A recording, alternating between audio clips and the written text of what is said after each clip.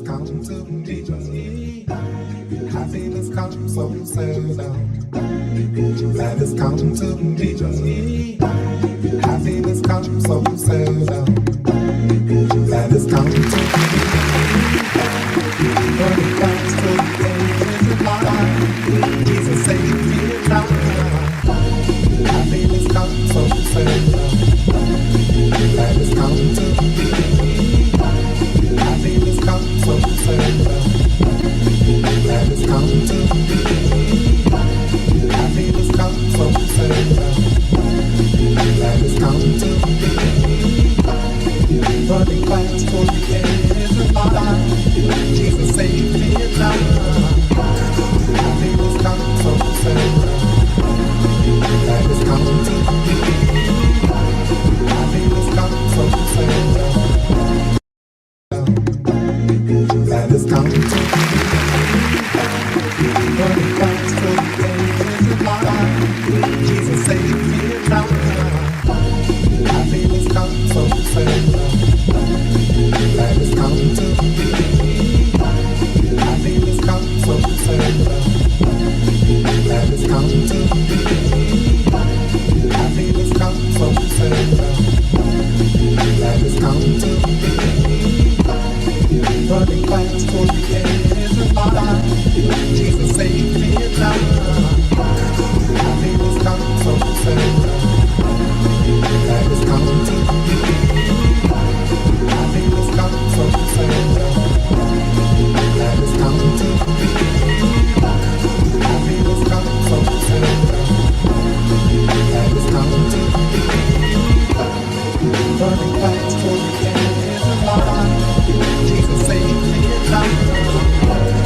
Happiness comes so seldom. Gladness comes to me. Running fast for the edge of my life. Jesus saved me now. Happiness comes so seldom. Gladness comes to me. Happiness comes so seldom. Gladness comes to me. Happiness comes so seldom. Gladness comes to me. Running fast for the edge of my life. Jesus saved me now. Jesus saved me now. Happiness comes so seldom. Gladness comes to me. Happiness comes so seldom. Gladness comes to me. Happiness comes so seldom. Gladness comes to me. Running fast for the edge of my life. Jesus saved me now. Happiness comes so seldom. Gladness comes to me. Happiness comes so seldom. Gladness comes to me.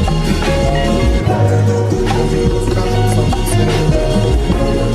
Gladness comes to me. Running fast for the edge of my life. Jesus saved me now. Happiness comes so seldom. Gladness comes to me. Happiness comes so seldom. Gladness comes to me. Happiness comes. Gladness comes to me. Running fast for the edge of my life. Jesus saved me now.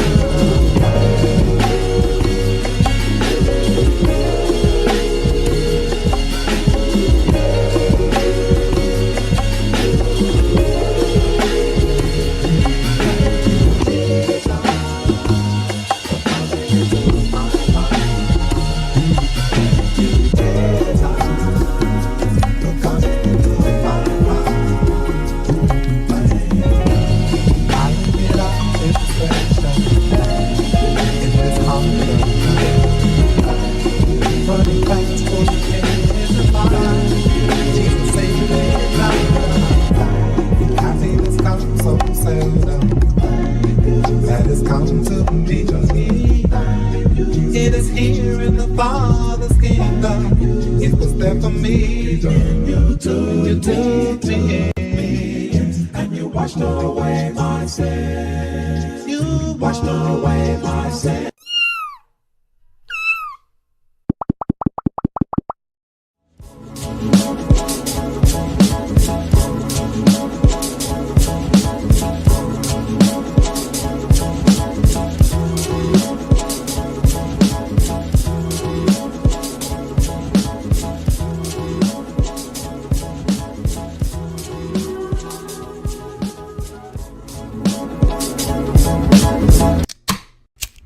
You ready?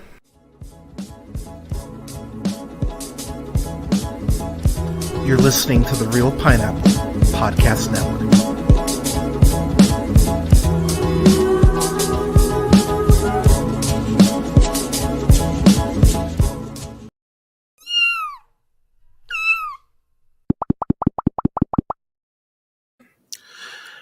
Good morning, ladies, gentlemen, theys, and gays. This is the Real Pineapple. This is your humble host Hunter here. Wow, I'm tired. So I'm gonna be real with y'all. Not feeling great. Threw up earlier around 5. So I've been up and down since like 5 a.m. So I apologize if I'm just a little off my game, but I wanted to talk about this show. Oh my gosh, friend Lizzie already giving me shit. She was like, "What's my favorite fruit?" And I was like, "Oh, pineapple." She was like, "Oh, I meant you." And I was like, "God damn it." Good one, got me. Yeah, it's this Hunter, and I'm here, of course, with special guest and frequent contributor to the show. Honestly, one of the people's opinions that I truly respect the most in Brandon. Brandon, how you doing, sir? Thank you. I'm doing pretty good today. Cannot complain. Happy to be here as always. It's a pleasure to review and react to things with you. Yeah, man. Thank you so much for making the time. I appreciate you.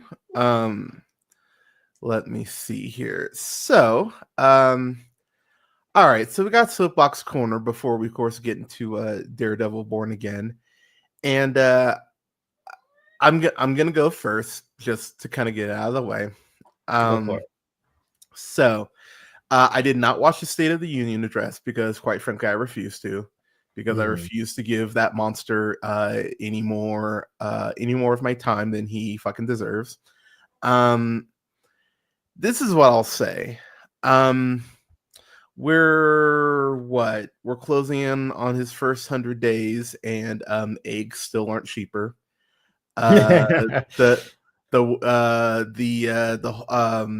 He's sided with Russia. What else? Tariffs are going up. Y'all, can you just admit you got played? Like I think we're just at that point where you just have to admit, like, you fucked, like that Chappelle Show sketch. Like, damn, I fucked up. Like y'all fucked up. You thought this man, you got played. Like, just call it what it is. And look, as someone who takes great pride in being able to talk shit and get out of any situation by just talking themselves out of it, getting played is not a great feeling. It fucking sucks when you get owned and you just have to like sit there in it and just admit that you got bested. It's not a good feeling. Trust me. I get it. It fucking blows. And in that realization that you got played is what stings the most. And I get that there are people, and I'm already seeing it. I'm already seeing, like, I saw a lot of Trumpers even kind of going like, oh shit, like after last night, like, oh, this all right, this doesn't feel, great. And here's the thing I will say, and I'll admit this is a flaw, one of few, but but this is a flaw of mine, I will admit. I'm having genuine trouble feeling sympathy for those people.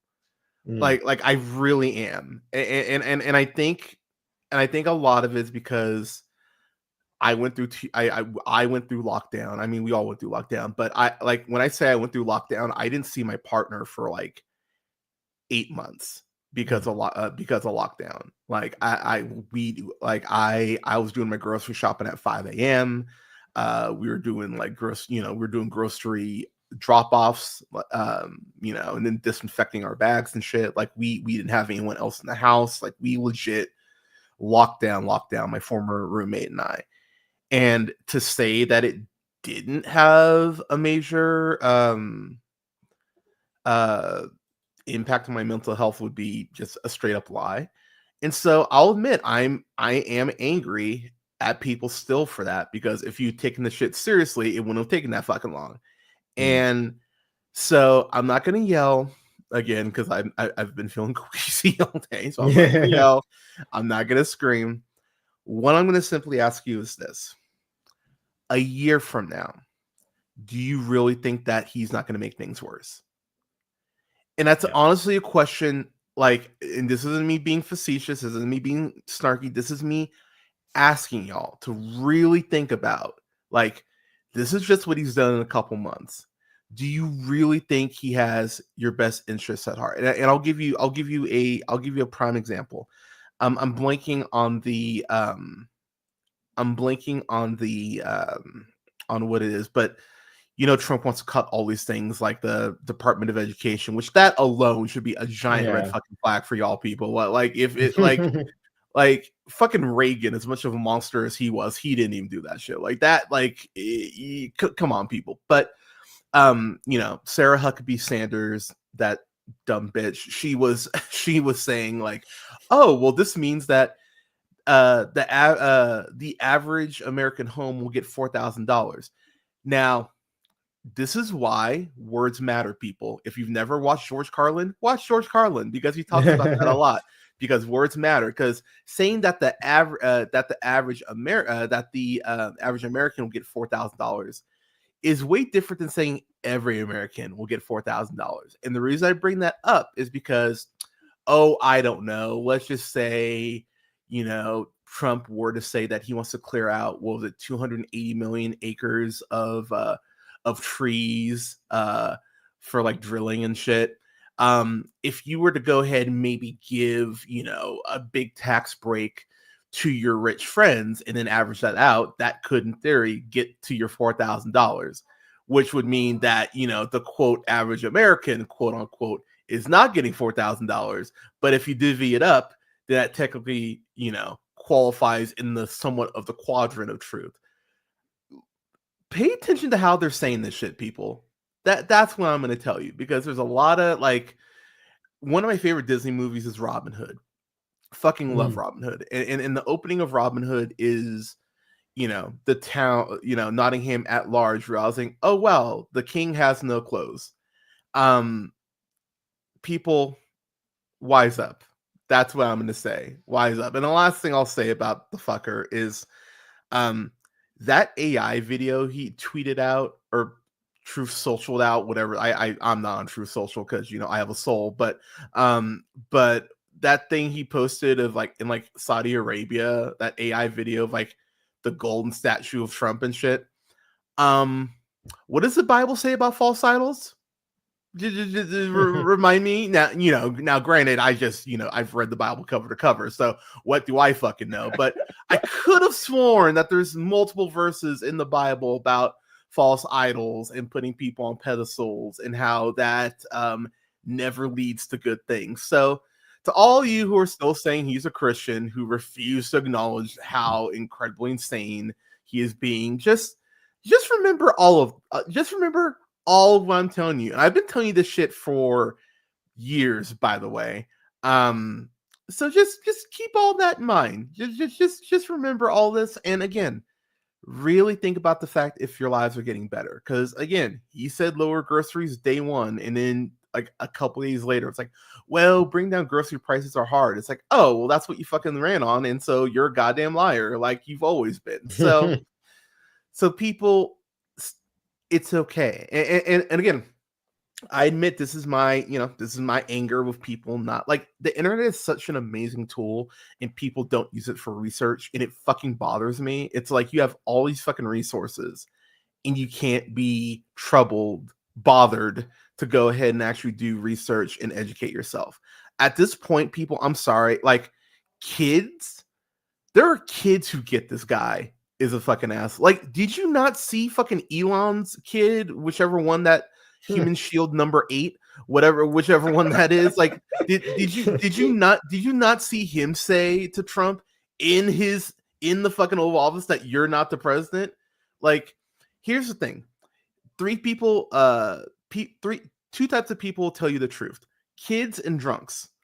And I'm telling you, that kid has heard that shit more than once because he would not pull that out of his ass if Elon wasn't going around consistently saying that shit. So again, just think, people. I know it sucks to get played.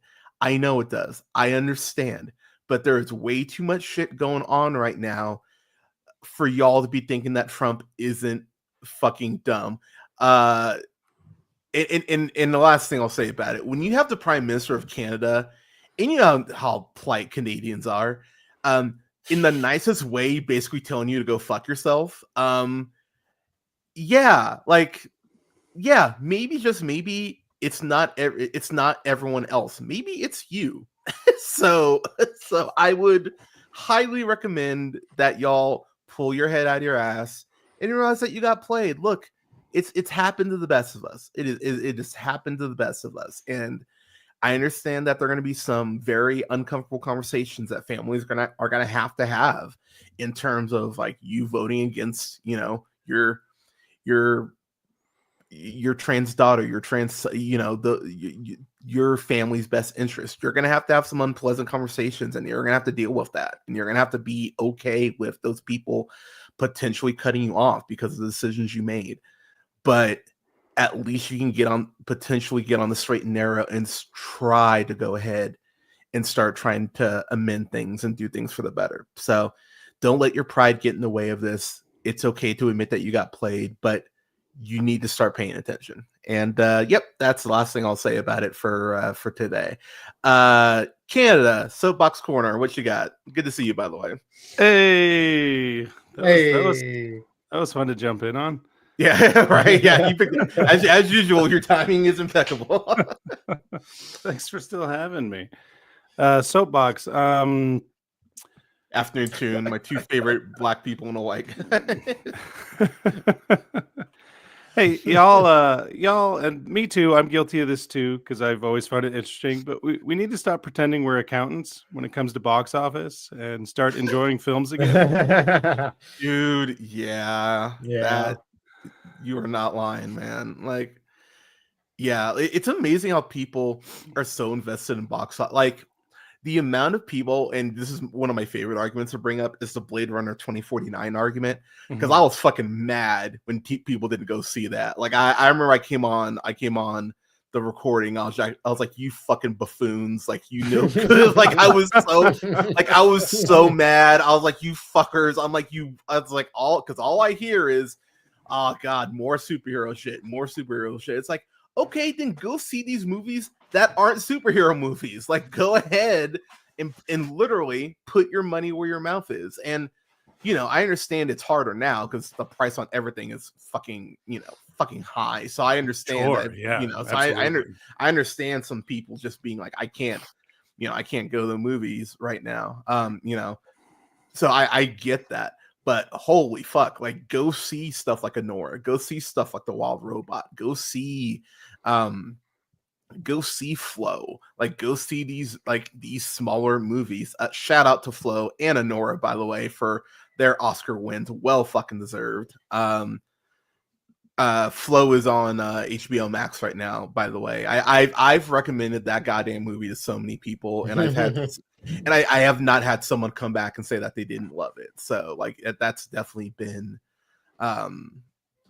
it's been really nice to see people getting by that. But yeah, seriously, people, go see other shit then. Like, if you don't want it just to be superhero shit, go see other movies. Rent indie movies. Like step outside the box. Like that's one reason.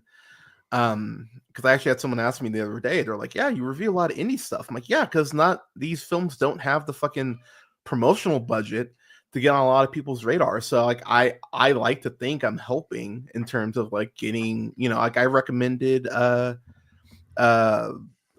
this film Trust to Bradley, and Bradley watched it. I think you watched it with one of your kids, and you're like, yeah, I really enjoyed that. And I was like, oh, good. I'm happy you I was like, yeah, I'm happy you enjoyed that.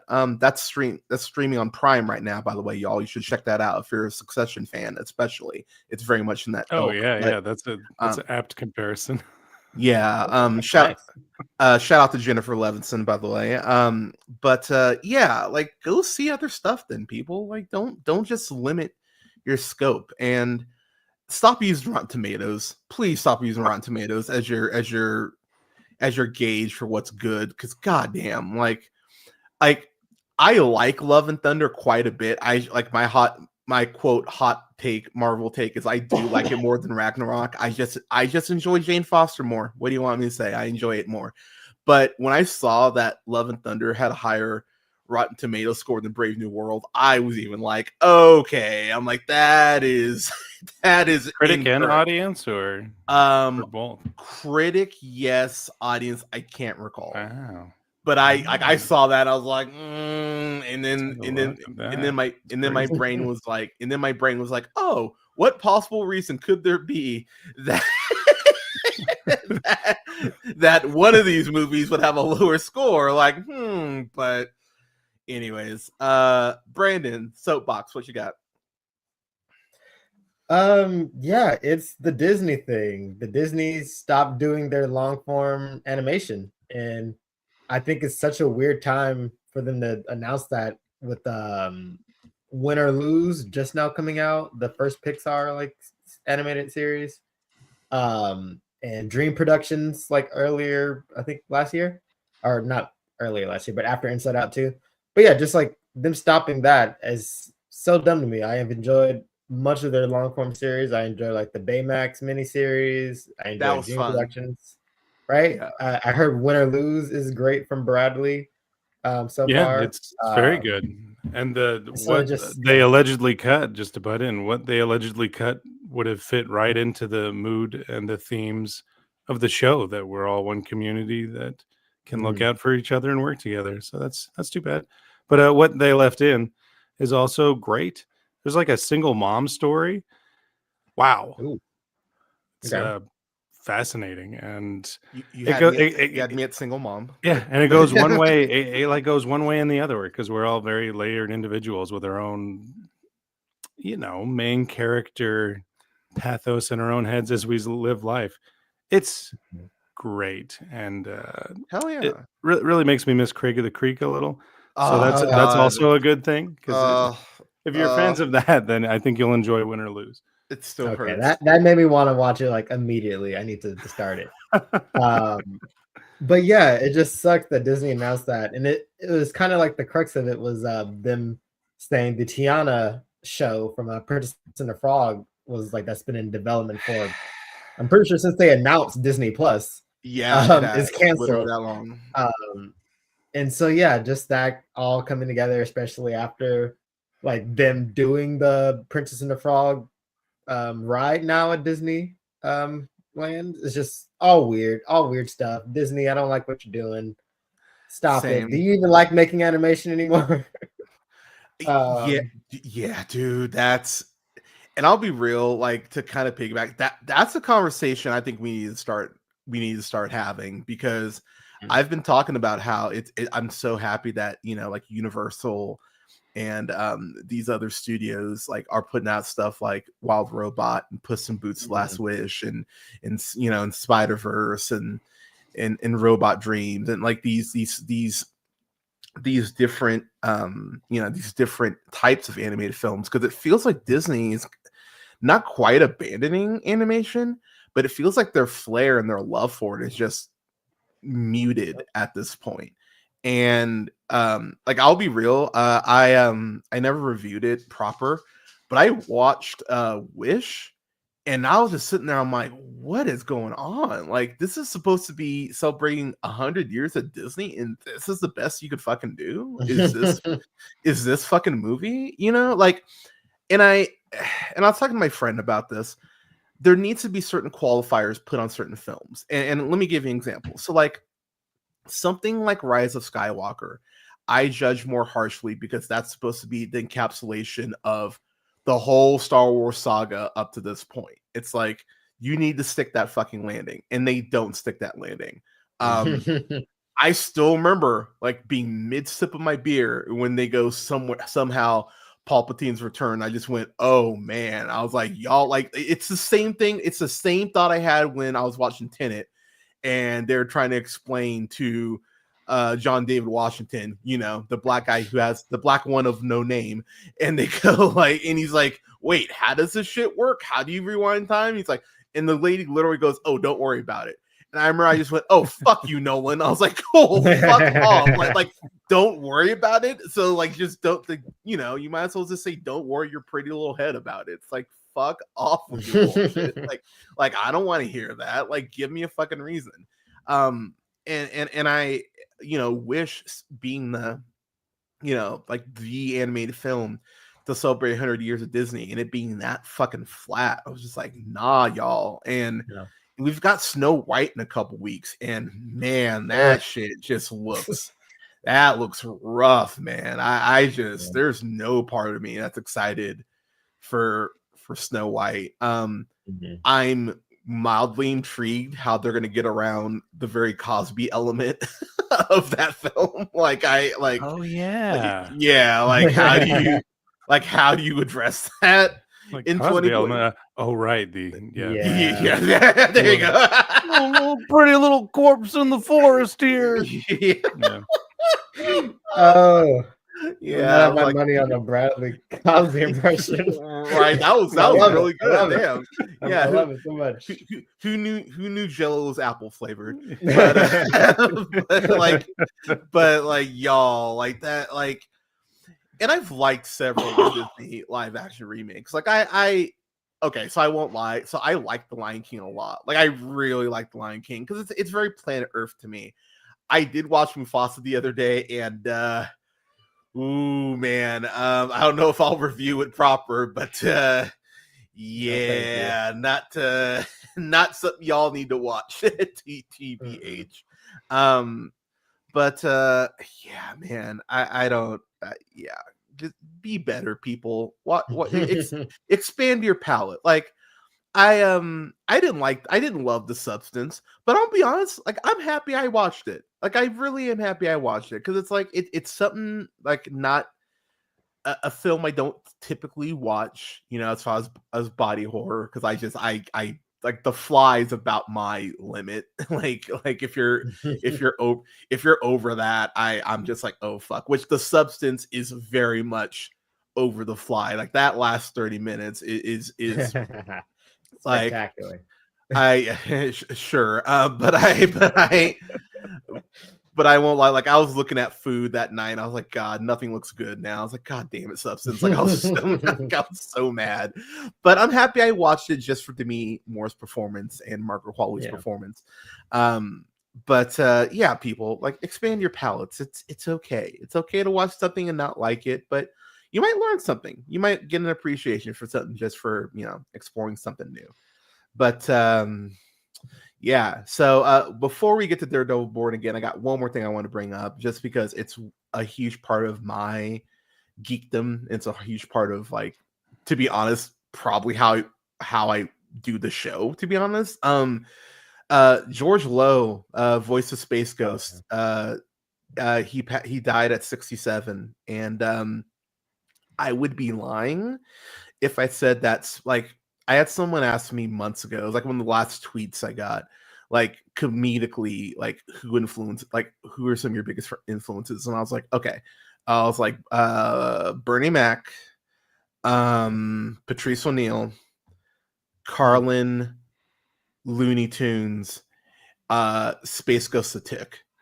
Like off the top of my head. I discovered the Tick and Space Ghost right around the same time. I didn't realize how many superhero parodies the Tick was doing until I was much older. I was like, oh wow, that's a parody of this. That's a parody of this. Like, oh my god, this show's fucking brilliant. The cartoon is still one of the best shows that's ever been made, and I will stand on business on that. I fucking love that cartoon. Really pissed that Amazon canceled the live action way too early because they had some really good stuff cooking there, and meh. But Space Ghost though, like I remember watching Space Ghost when I was 8, and my dad even being like, "This is weird." He's like, "You like this?" I'm like, "Yeah, I think it's so funny." And like Moltar being the producer and just not knowing what the fuck he's doing was such a consistently great joke. Zorak not even hiding the fact that he would kill Space Ghost like the first chance he got, at multiple times, like trying to.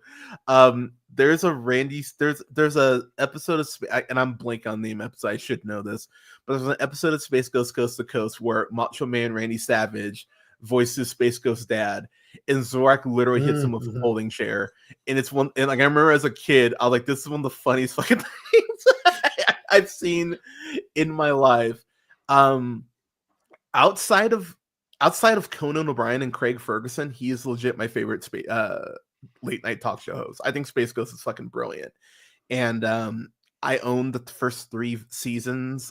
They haven't released all the seasons, which HBO, like, get on that shit. Cartoon Network, get on that shit. Like, release all.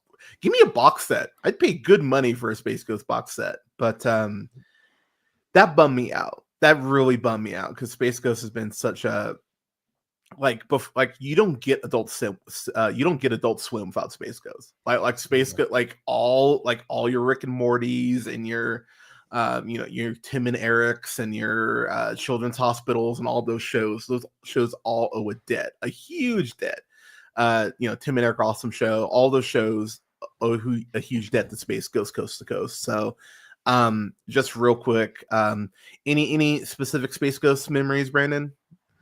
I mean, like you said it with like no Adult Swim with Space Ghost. I remember like a lot of my early years when I was supposed to not be up watching Adult Swim, I was.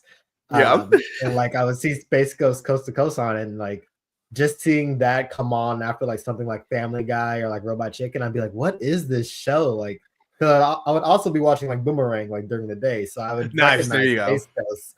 So I'd be like, wait, why is he a talk show host on Adult Swim in the middle of the night? So just like I remember that really kind of blowing my mind, and like even probably really being one of the main reasons I like how they like a lot of Adult Swim stuff and Hanna-Barbera stuff like collided a lot of the times. Like of course Venture Bros and like stuff like Bird Girl and all this other stuff like Harvey Birdman. Harvey Birdman, yeah, all to like Space Ghost. And I don't know, such an interesting show, such a great talk show, and perfectly weird. Like I wish Adult Swim had something like that on now still in their block. But maybe like with his passing, we'll get a lot more marathons. So maybe that's something we'll see. I would love for them to do that because they pulled Space Ghost off of fucking HBO Max, which again, Max. Yeah, that's just Max's fault. They hate what the fuck are we animation doing at this point. Like, goddamn it! Through a whole cleansing. I think they just pulled home movies too, and that was the only place you could watch home movies. So, animated show by Brendan Small that introduced a lot of people to H. John Benjamin's voice work. Anyways, yeah, it's some bullshit. But yeah, Canada. What about you? Any memories, association? Oh yeah, I used to watch Space Ghost as a little kid. I didn't get it a lot of the time. I just kind of laughed at how flustered he would often get his guest stars. The only ones who didn't get flustered, I think, were other really smart comedians. Like Weird Al totally seemed like he lived in the... He got it. Conan O'Brien. Have you guys seen that one? He had Bob Odenkirk. I did. That's one of my favorite ones. Oh, yeah. Bob Odenkirk. Yeah, he had Bob Odenkirk on, and that is... Like it's so funny how people like, oh, Saul Goodman. It's like, Mr. Show exists, right? Like, he was a weird comedian Cross, right? Yeah, him and David Cross, and he wrote for Conan O'Brien for late night Conan O'Brien for years. Like, Odenkirk is a comedian at heart, and he gets the shit. SNL during the Farley years, Odenkirk was a writer. Yep, that too. I remember Space Ghost did a review or a interview with like an 8-year-old Raven Simone, and it's one of those chaotic fucking things because she because as a kid she's like, what is going on? And like but she kind of gets it. Like for a kid, she kind of gets what's going on and she's having fun with it. So it's actually really interesting because Space Ghost kind of seems thrown off, and there's a point where Zorak is like we should just like kidnap this little girl. You're just like, Jesus, Zorak. And then I guess it's caught up in all sorts of like logistical rights hell. But Cartoon Planet was a great continuation of Space Ghost, where it was Space Ghost, Zorak, and Brak. I used to have I still have it in a box in my garage. I still have a CD copy of Space Ghost Musical Barbecue that I got when I was 11 years old. Like I still have the CD of it. I've listened to that album more times than I care to admit. So but yeah, hopefully Adult Swim, hopefully HBO Max can pull their head out of their ass and actually start putting animation back on there, especially Space Ghost. But yeah, man, our RIP to George Lowe, and dude, thank you for all the content you created. And yeah, man, I think I'll do it this month. I think I am gonna do Brandon, if y'all like to come on for it, might just watch a couple Space Ghost episodes and just talk about them. I think that'd be a fun little but because you can still watch some Space Ghost on the Adult Swim app, by the way. Y'all. So but with that said, Daredevil, Born Again, crazy 7 years after it got canceled on Netflix. And what I will stand by and say is one of my favorite season finales in a show. And I'll get into why here in just a bit. But I love Daredevil on Netflix. I think it is a masterclass in storytelling, even in season 2, where the hand stuff admittedly does not hit as well as it should. The bits with him and Elektra, like if you've ever had a toxic ex that you're just like, there's always sexual tension, but is she not dead in the season 3? Oh well, so she does. Well, so remember she gets no. You're derailing my thought. You know? So remember she gets killed at the end of season 2, but then she gets resurrected for Defenders. But then she dies. But then exactly. You don't see a body though. So I'm like, it feels like bullshit. You know, so it feels like they could be pulling a bait and switch, which I mean, let's be real, they've done that for Lecture several times in the comics. It would not be surprising if it would not be surprising if she comes back. That actress is kind of a star as well. She is. So I mean, she could come back potentially, but Daredevil is a show that consistently, I think, dealt with corruption so fucking well. And the thing is, Kingpin always felt like a force of nature for me. It just felt like this shitty cloud, like this shitty rain cloud that Matt could just never escape. And if you've read a lot of Daredevil, that is how it's supposed to feel. Because and we'll get into it here right now, but the Mayor Fisk storyline is one of the best storylines Marvel's done in the last 5 years, maybe even 10 years. Honestly, like I might even go last decade because. Because the way that Fisk has a hard on for the Avengers and is like, I'm going to go out of my way to fuck up every single one of your worlds individually, like to the most minute detail. He's such a petty bitch. Like I know people talk about Lex Luthor being a petty bitch, and my God, is he? Fisk is right there. Like you think Luthor hates Superman. Fisk hates Daredevil just on a molecular level. He hates him so much. And like and that's been a great thread to watch. And D'Onofrio just nails that hatred that he has for Murdock. I really love the opening of this show. By the way, full spoilers, because we have to get the spoilers to talk about like certain things that we want to talk about. So one of the big things about this is that Daredevil, they apparently shot or were like 2/3 of the way through shooting. And then I guess like Feige and company, Papa Feige, you brilliant bastard. Apparently they watched it and went, oh yeah, this does not work for us at all. And so they started reshooting shit and then went, all right, now we think we got it. I don't know what the first version of this looked like, but to be honest, reading up on clips here and there, it sounded like it was a cluster. And so the fact that they went back and went, yep, more money, let's fix this shit. Bravo and props to Feige and company for doing that. Matt Corman, Chris Ord, who are the creators on this. What I will say is, they did Covert Affairs. I fucking love Covert Affairs. That's a very good fucking. What the fuck? They wrote Deck the Halls? That is so goddamn random. So random. What? Is that the Broderick so one? Yeah. What We the reviewed shit? that, didn't we? That We is so did. weird. It's a terrible movie. What the hell? That is. All right. I'm waiting Wow, for my okay, Danny my DeVito brain- and Matthew Broderick cameo. Oh now. my god, my brain just like almost like imploded. I was like, what the fuck? How do you go from Daredevil to Deck the Halls? Whew, okay.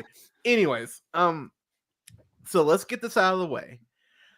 We were hearing rumblings, and Brandon and I even both said, actually, we said this like 6 months ago, man. When they said they're like, oh, Daredevil Born Again, we both literally said, oh, Foggy's the goner.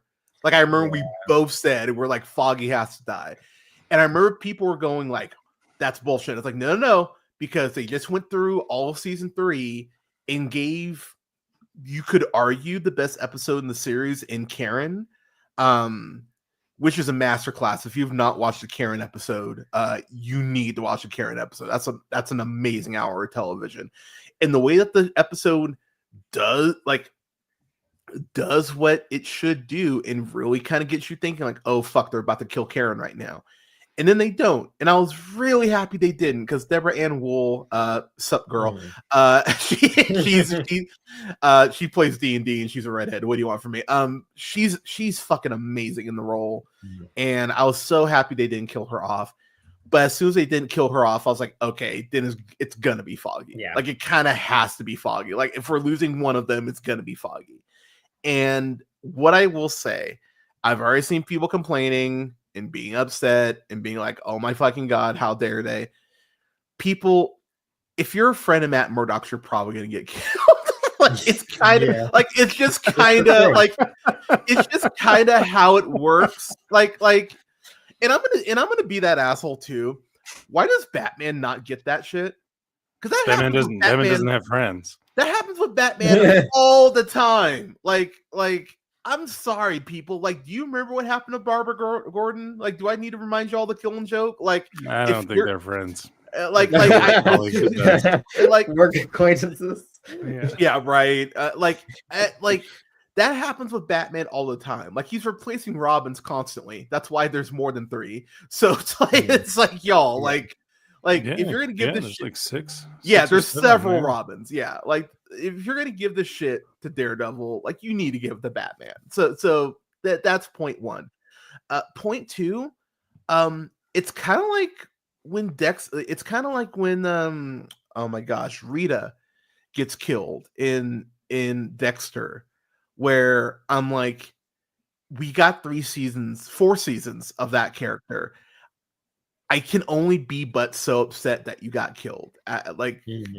You know, and we got 3 seasons with Foggy, and there were multiple points where I was like, oh man, Foggy's a goner, and he got through Defenders without getting killed, which I'll be real, I thought that's when they would have done it. If they were going to kill Foggy, I thought they would have killed him during Defenders, especially with the hand being involved and Elektra being involved, and he got through that. So does it suck he gets killed in the first episode? Yeah. Was the death memorable? Holy fuck, was it ever? and honestly, he died, ironically enough, because he cared too much. And that's a very Foggy way to go out. Like Foggy, even more so than Matt, and you could argue as much as Karen, has always been the one who's really cared about their clients more. And the fact that he was trying to go ahead and help someone out, and that's what got him killed, I find that beautifully poetic. It's sad, obviously. and the way that he gets killed is brutal. Like, it's a brutal fucking death. But for me, I think it opens up the show on a very somber note, but I think it's a necessary note. Brandon, I'll get to you in a second. I already know Canada is gonna say something that's gonna make me go, "Oh, here we go!" That's why I grabbed my pen, because I'm preparing myself. So, Canada, the floor is yours. Your thoughts? I just wanted Eldon Henson to get that Disney money, and being in one episode probably means he did get it. I remember during way back when, oh my gosh, Charlie Cox is in Spider-Man. Are they bringing Daredevil back? And Disney was kind of like, well, maybe we'll do a Daredevil show, but no Karen or Foggy. We don't like them. So I remember them being all like, not gonna hate Netflix. I'm not sure who was the head at that time, but they very much wanted us to know that if we show you any Netflix stuff, I think that was Jeff Loeb at the time. That logo is being like scraped off with steel wool, and we're gonna put alcohol on the scar that it leaves. Right. Basically, yeah. So when I saw Foggy die, that's what I felt like. Oh, well, there you go. They're like, this is not a Netflix show. Get them the hell out of here. And what does Karen say? She's gonna run off to San Francisco. Yeah. And be like a single female lawyer or something. I'll be real. I'd watch that show. Yeah, she's a great lead. Yeah. I didn't see much of season 3 other than the big Vanessa just watching her life fall apart episodes. You need to watch season 3, man. Like, you really need to watch season 3. So I didn't even recognize that was Bullseye that was in that scene. So that was kind of fun to read about later. Or I guess they say his full name on trial like a year later. Yeah, and you can see the actual Bullseye logo on the gloves, which was a very nice. Oh, that's cool. That was slick. I was like, okay, show. Yeah. I have more questions than not questions of like, oh, I'm gonna CinemaSins ding this show. No, I'm never gonna do that. I don't want to be that kind of viewer of any film or TV show. Was there a reason why he didn't cover his face in his creepy Bullseye mask, or any theories behind that? Like, did he want to get caught? So I think that is somewhat of a that is kind of comic accurate actually to some of his looks. Like it's kind of like a remix version of his comic look. Okay. But I do think he wanted Matt to know, honestly. Mm-hmm. And we'll get into why that is. He's a very, very messed up individual is the most I know about his comic and other iterations of that character. They kept that true in season 3. He's the messed up guy. Now, I do want to say to people crying about it, sometimes when you bring a show back after so long, you got to swing for the fences, and that sometimes means killing off beloved characters. I mean, I've liked this actor, Foggy, since he was the Muscle in the Mighty Ducks series. What was his name? Like something ridiculous, but mean and big. Fulton Reed. Yeah. And I was hoping that I'd get to see him collect that Disney check every week. But Matt without Foggy, that sounds so depressing. The reason why I have trouble watching the Netflix show is because of how much of a bummer the show is. Yeah. And that's weird coming from me, who watches a lot of sad cinema. Matt like screaming into the rain, all like, it just feels like the status quo has been reset a little bit too aggressively. Okay.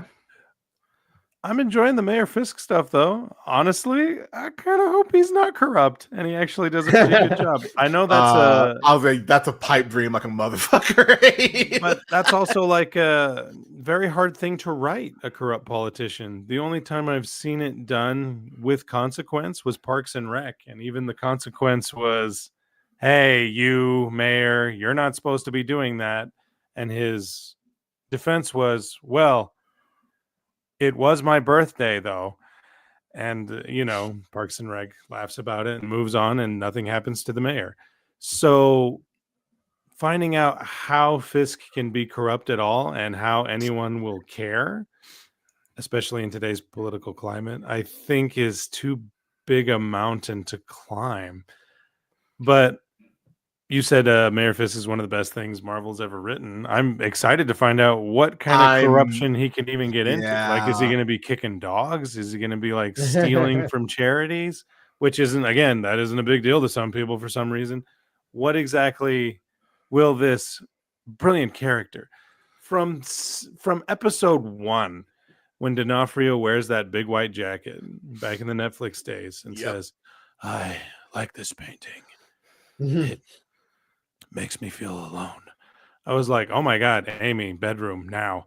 And we probably had a kid from that scene. That was probably the start of the foreplay.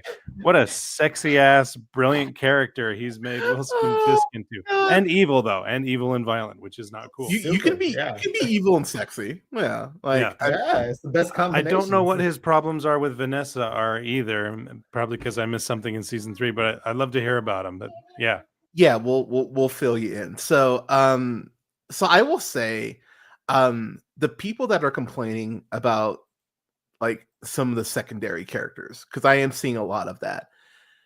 You have not read Daredevil. Like, you've literally not read Daredevil comics, because they're literally introducing people from the goddamn comics. And it's like, people, like, this is, I'm gonna be real, Brandon, and you know, like, this is, me being pretentious as ever.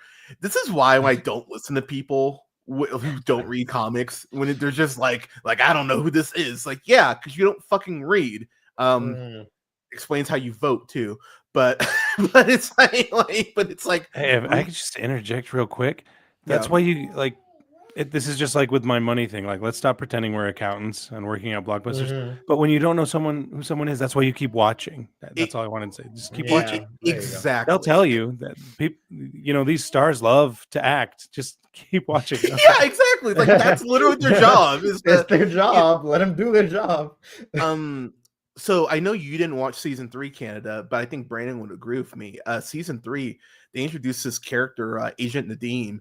And that is one of the most tragic goddamn stories in any of the Netflix shows. Like, this guy who wants to do, this original character who wants to do the right thing, and basically the FBI gets infiltrated by Fisk, and he's basically strong-armed into like covering up all Fisk crimes, and you just see his mental health literally deteriorate because he's working for the Kingpin. And it's like, it's the sad as fuck arc that ends in such a clever way that I was like, oh, bravo. Like, someone clearly knew like how to make this, work. I will throw it to you, Brandon, since we can talk about it with Foggy's death. So first off, the fact they go back to Josie's made me so happy. I was just like, I love that that's a thing. But 2, this might be a top 3 fight for me. I love the opening fight so fucking much. Like, the moment Foggy gets hit, I was like, oh no. To that zoom out of Bullseye walking through the smoke. Badass entrance, by the way. I was like, oh, that's some AEW shit right there. Like, let's fucking go. But then it's the classic one shot that Daredevil has become famous for, and the way that they actually go up the staircase to these people coming out going like, what the fuck is going on? Oh shit, Bullseye killed me. It's like, oh my god. It's like, this fucker just does not fucking care. To them going up to the rooftop, which mirrors so much of what Frank and Matt, that conversation that they had on the rooftop in season 2. I love the callbacks, and I thought they were so well done. And the Bullseye costume looks so fucking good. And the fact he's not dead, the fact he's not dead, just you know he's coming back. Like, he's coming back at some point. Yeah, kind of your thoughts on the first fight, Brandon. Like you, I was a huge fan of the first series on Netflix, and like a big draw to that was the action and the great one-ers they would do, and just the choreography and all of that. And I know people were very much worried about the action going into this. Like Bradley mentioned before, this thing went through a lot of reshoots, and it was probably just a straight up lawyer show before, they got is the crazy. remix back on it. But yeah, no, like those first 15 minutes, that opening is great. I love how they bring us back in, trying to like ease us in, comfortable. Oh, it's the trio. They're happy. They're going to Josie's. Everything's great. It's the season 4 that probably would have happened if Foggy was alive, and then boom, he's dead. Yeah. And yeah, I like how I know some people were complaining about the CGI, but it's whatever.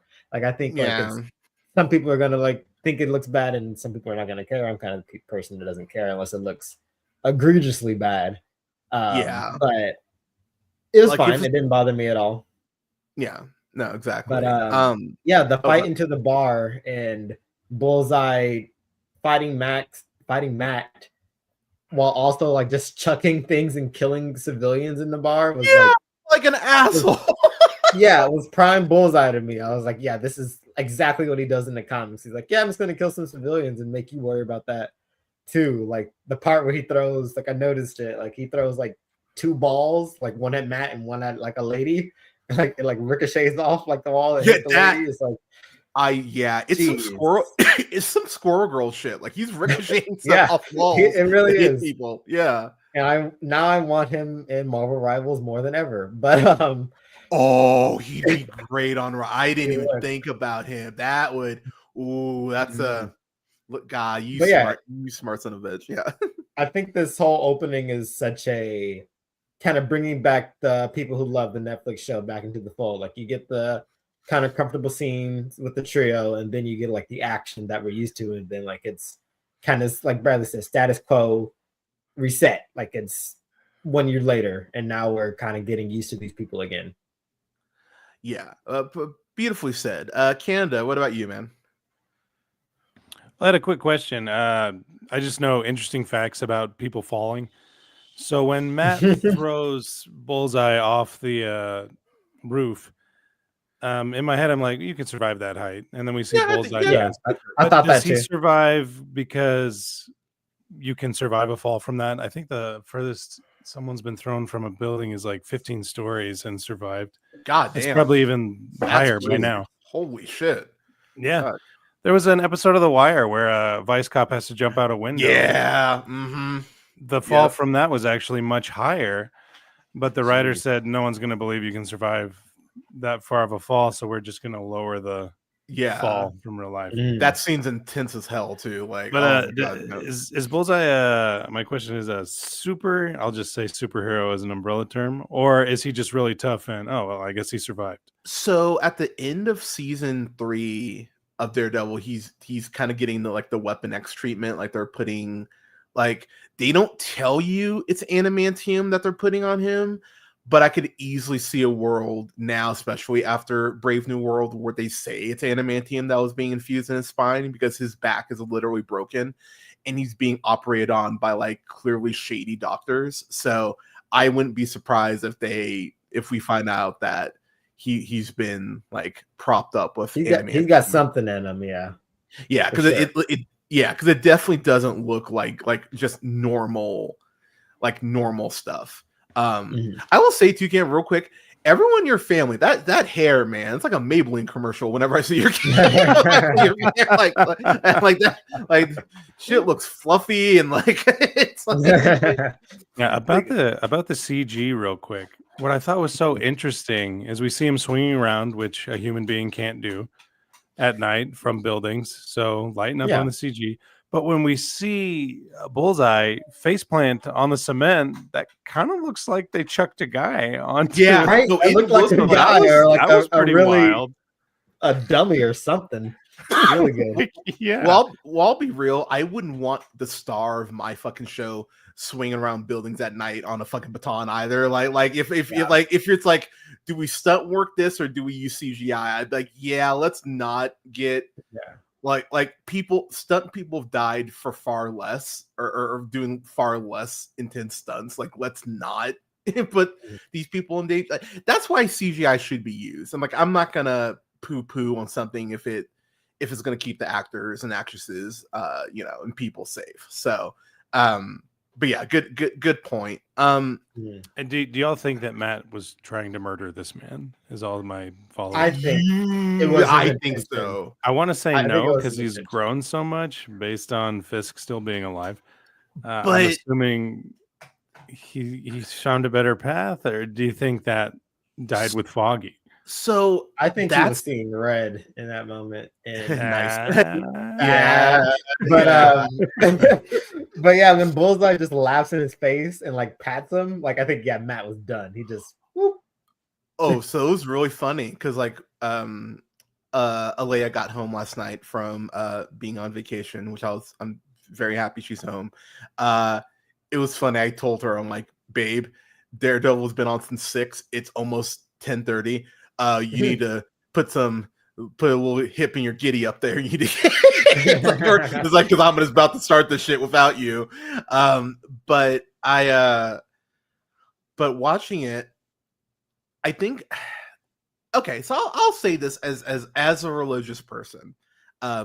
Thanks to Canada, Christian atheist, as I call myself sometimes. The concept of forgiveness is it's a hard thing because like it's all encompassing because by what the Bible says, you need to learn to be able to forgive people for anything, turn the other cheek. But there is that point, and again, this is something I constantly bring up to people that is not brought up nearly enough in the Bible, is you don't want to be like just a doormat either. You need to protect yourself, protect your heart, protect your mentals. And the fact that Matt has at multiple points gone out of his way to not kill people, and to try to be the better person. I told Alea as we were watching Daredevil season 3, especially as shit gets more and more dire. There's because she asked me point blank, she was like, "Would you have killed Fisk?" I was like, "Oh, I would have snapped his neck." I was like, "This whole fucking like, if you're the villain, if you snap their neck, the villain, you're no better than a villain." I'd be like, "Yeah, but the villain wouldn't be around anymore." Like, I was like, I would have snapped his neck, not thought twice about it. Sounds like you agree with Zack Snyder's Man of Steel, don't you? I just like, okay, okay. So first off, Snyder's Man of Steel has multiple issues, and that's one of the handlings on. But 2, he should disappear into the Phantom Zone just like everyone else, with that whole giant stupid vacuum. But the thing is though with Matt, and I think it's the interesting point is that he's tried to do things the right way. Like he gave them the fucking bag in terms of evidence to put Fisk away, and he still fucking got out and then infiltrated the FBI. And there is that point, and it's one of the reasons why I'm already like killing Foggy was the right call. There's this amazing shot where Matt is like starting to cook dinner, and he hears. I really like the way they're kind of doing like a Max Payne with Matt whenever he's like hardcore listening to someone. I really like the way they're kind of slowing that down, and it's like making you focus on how he uses powers. It's a very new thing, but I really like the way they're doing that. And in the first instance when the aspect ratio changes.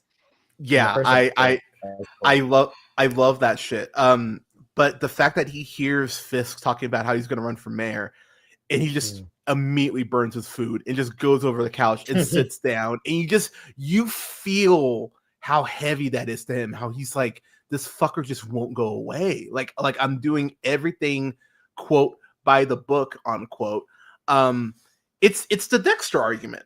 It's the Dexter argument where it's like, is someone killing serial killers and child rapists and people who essay people, is that the wrong thing? And I'll be real, and I've said this before. It's like if I knew Dexter what he was doing and he lived next door to me, I'd bake him cookies every week. I'd be like, good for you. You're saving our tax dollars a little bit, and you're getting these people off the map. Good for you.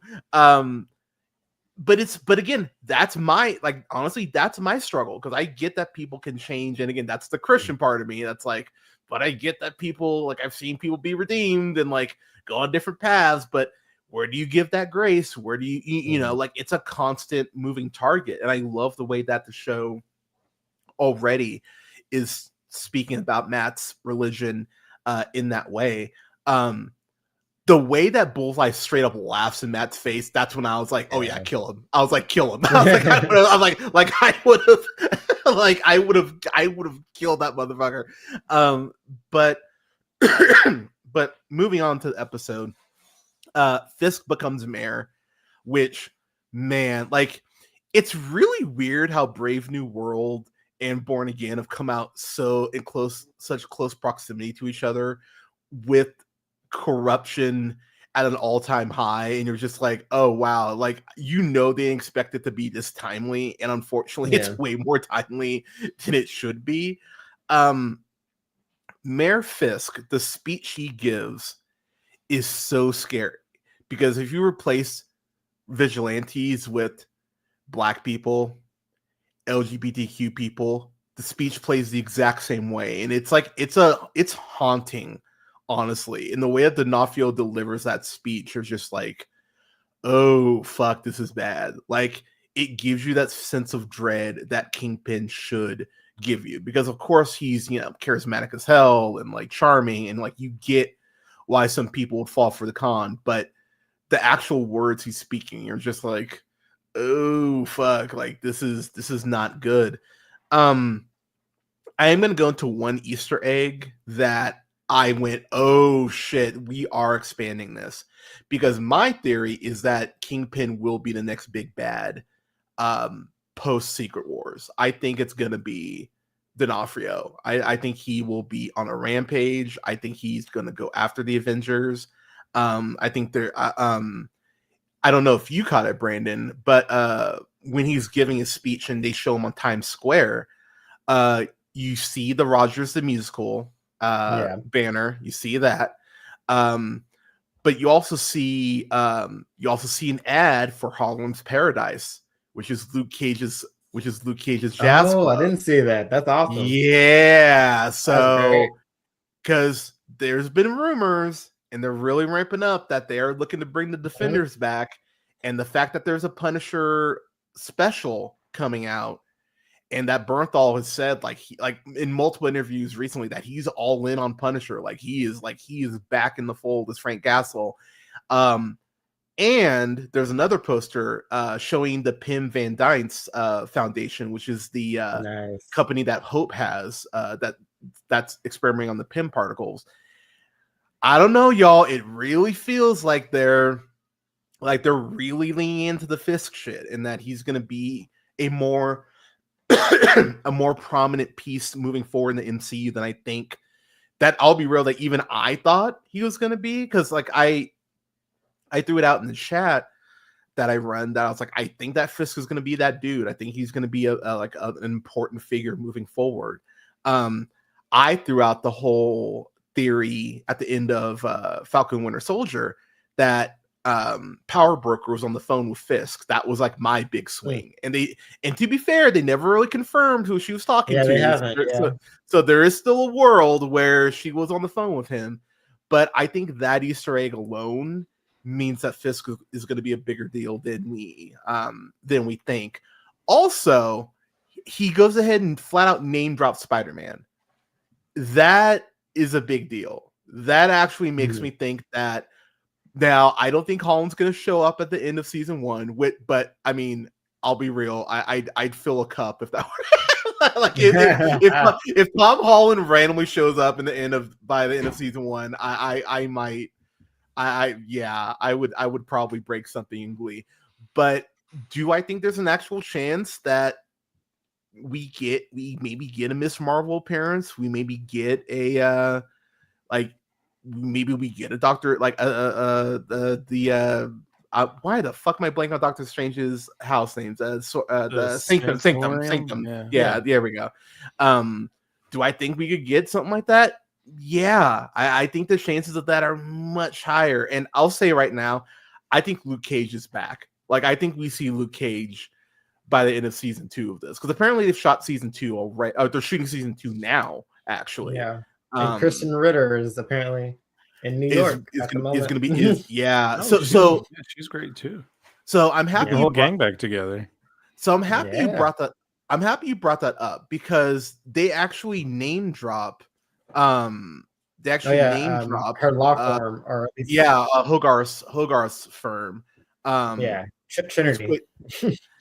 Who's played, of course, by Carrie Ann Moss, who, my God, that woman can still get it. That woman is a fucking goddess. I love her. But now I will say too, with Foggy dying, I really hope his girlfriend comes back. I'm blanking on her name. It would be nice to see her. Oh yeah, you know who I'm talking about, the blonde who. Yeah, I forget her name, the blonde girl. Yeah. But I would really like her to come back. Pardon me. Jumping back though, there's a conversation that Fisk has with Daredevil that, like, I could imagine the writers going, we're going to do our own version of that heat scene, because that's exactly how it comes across. And I'm not going to lie, it is one of my favorite scenes that Marvel's ever done. I love that scene. I actually went back and rewound it, like, on our first watching of it. I was like, I need to run this back. I love that scene.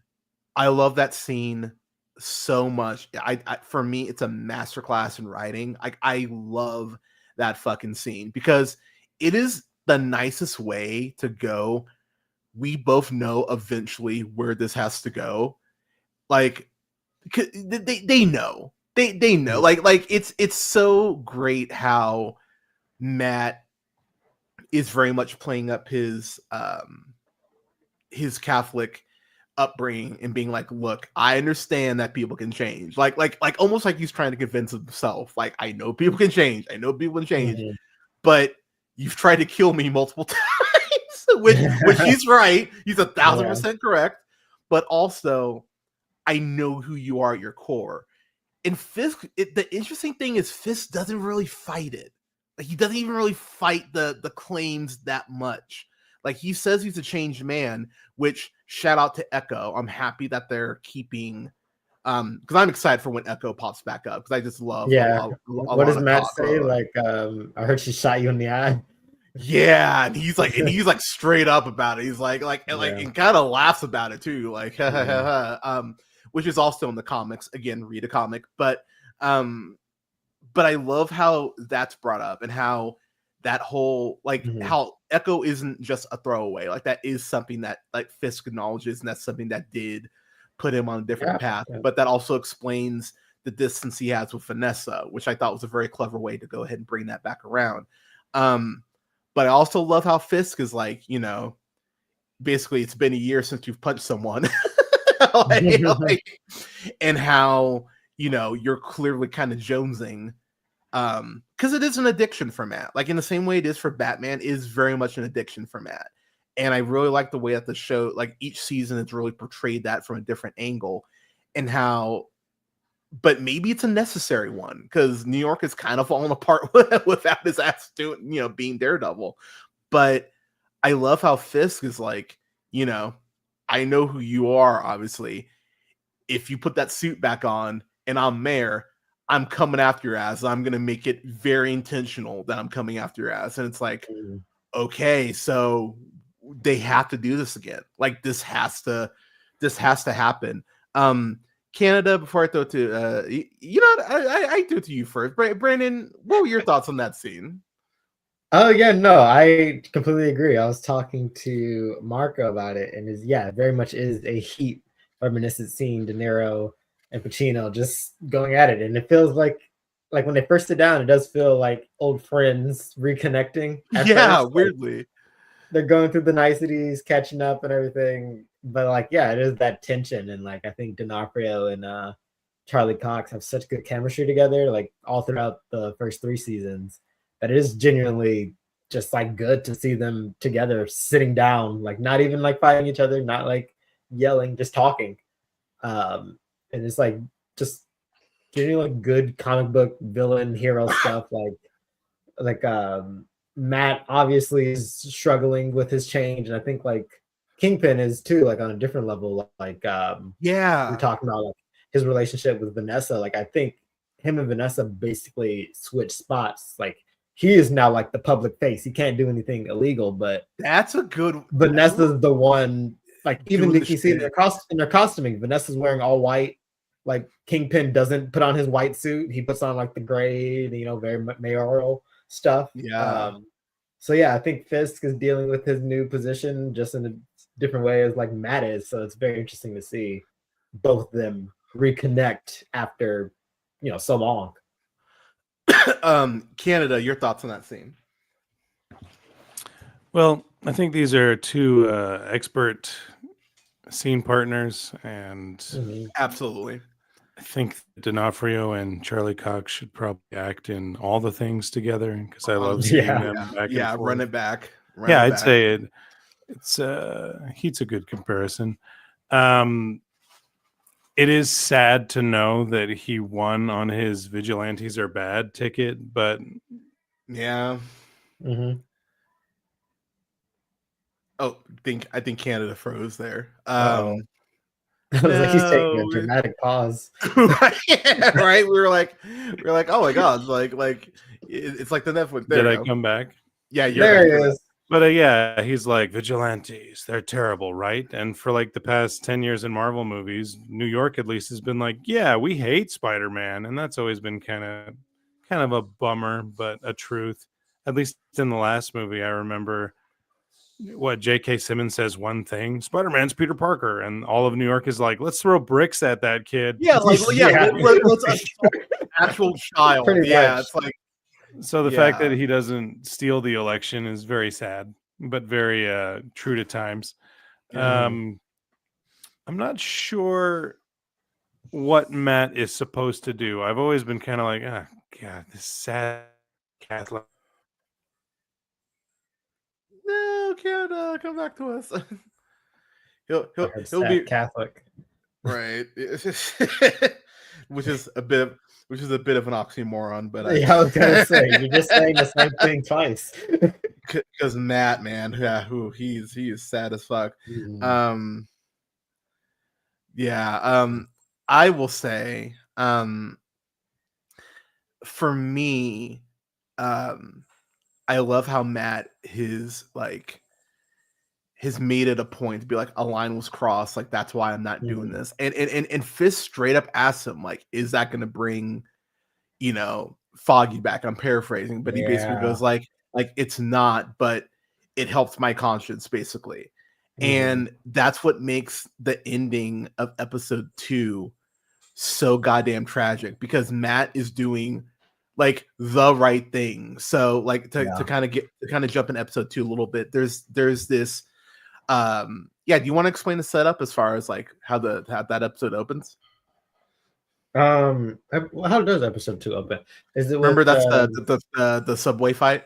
Yes. Okay, we get our first look into another vigilante who we get a peek in episode 1, the White Tiger. But here he is, like in his regular civilian clothes. He's walking down the subway. Fisk is celebrating his win. It's New Year's, and there's these two guys harassing this one guy. And so he intervenes. Unfortunately, one of the dudes gets hit by a train. Brutal as fuck too, but like holy shit! Like it happens so quick. I was playing Def Jam Fight for New York. I was like, oh my god, very much. It's like god damn fatality. Very much Mortal Kombat. But then welcome back. Hey, there he is. Just condensing all the thoughts. Matt is too smart with.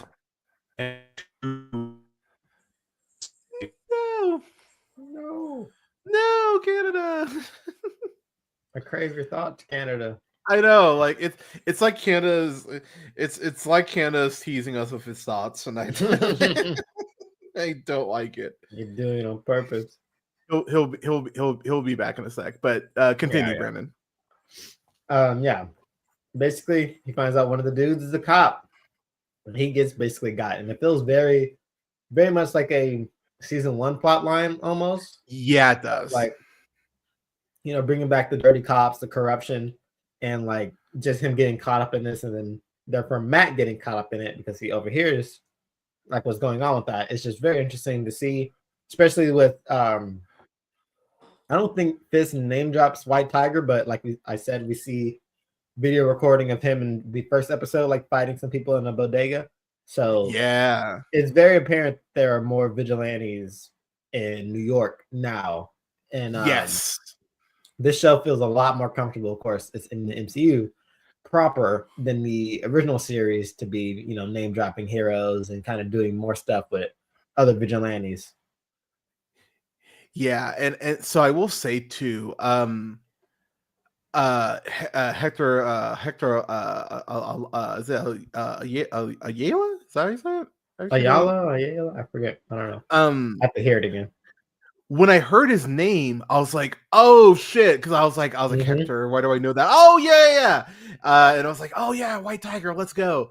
And I really love the way that element is brought in. Because Alea is not a big comic book nerd, but she when she realized it, she was like, "Oh shit!" I was like, and she's like, "Oh god, that's how he's gonna spin this." And I was like, "Yeah, that's how Fisk's gonna spin this." And it's going to be really interesting when Punisher is brought into the fold and how he's brought back. Because if you remember at the end of season 2, he had his shit basically expunged because New York and the government fucked over his family and him royally. And so they're like insanely.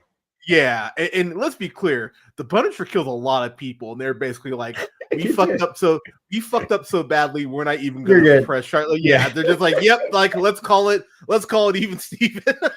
God.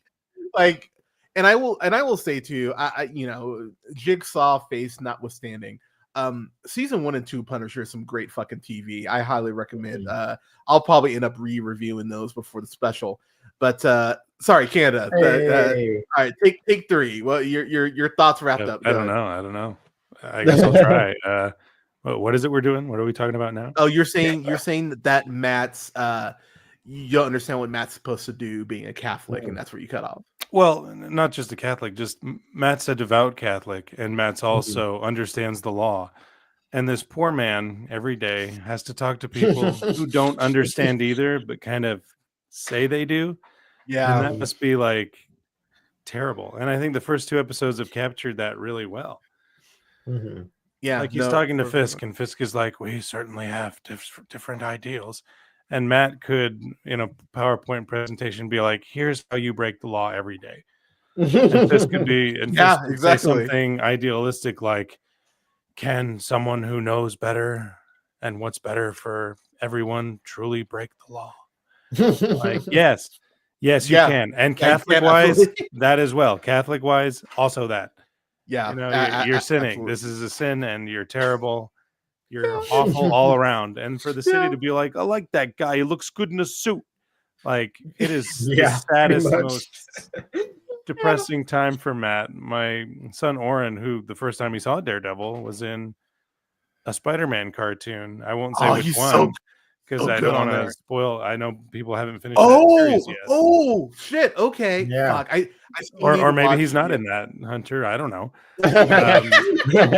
But it's a joyously monumental occasion, and after these first 2 episodes, which I don't think I'll watch with him, because they are a little bit too adult, not just in violence but also in conversation.